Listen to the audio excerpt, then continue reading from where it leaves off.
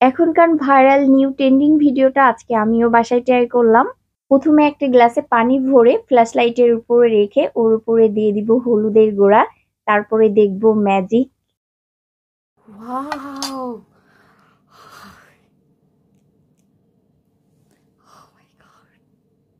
এটা দেখতে যে এত সুন্দর লাগছিল যে আমি শুধু অবাক হয়ে তাকিয়েছিলাম।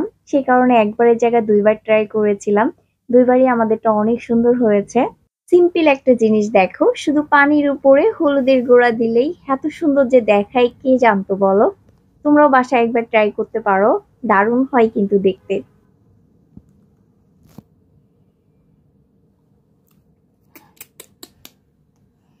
হাই দাও। রিং হয়ে গেছে হলুদ পুরা। ওয়াও, বেশি দিয়ে দিছো হলুদ, পুরো ইয়েলো কালার হয়ে গেছে। বেশি পড়ে গেছে।